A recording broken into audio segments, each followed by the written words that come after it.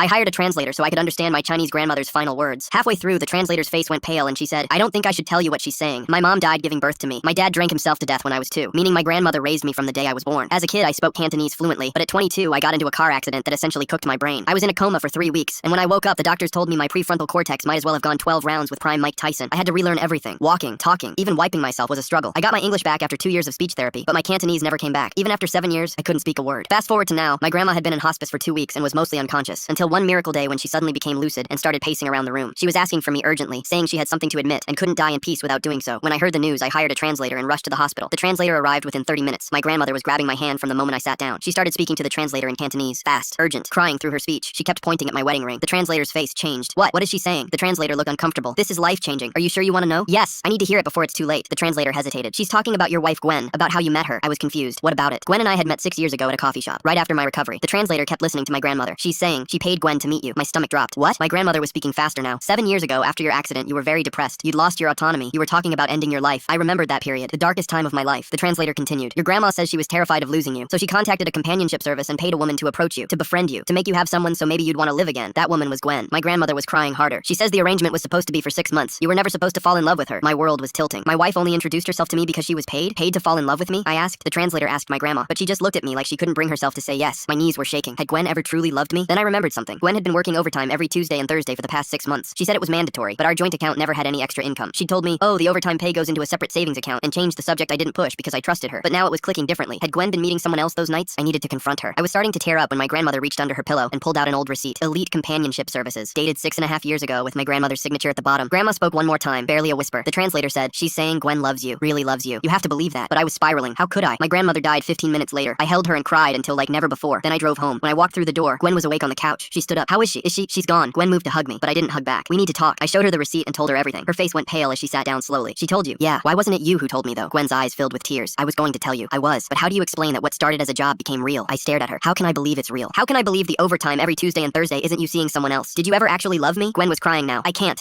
hide this anymore. My stomach dropped. She looked around our apartment, tears falling. She didn't say anything, just went to our bedroom closet and pulled out a binder. She opened it. Bank statements fell onto the coffee table. A separate savings account I'd never seen with $20,000. I've been saving the overtime money every penny. I was going to surprise you next month for our 4-year anniversary. She pulled out another paper, a real estate listing for the house I dreamed of owning. The one I always said, someday we'll slow dance in that kitchen. I have almost enough for the down payment. I was going to show you, tell you we could finally have our own home. I stared at the papers. Gwen was crying harder. I fell in love with you 6 years ago. I stayed because I wanted to. You're the love of my life. I looked at the money, at the house listing with the kitchen where we'd cook together, at Gwen's face, devastated and raw and true. You've been destroying yourself for 6 months to buy us a house. She nodded, could barely speak. We are real. I need you to believe that. I pulled her close. I do. We bought the house 4 months later.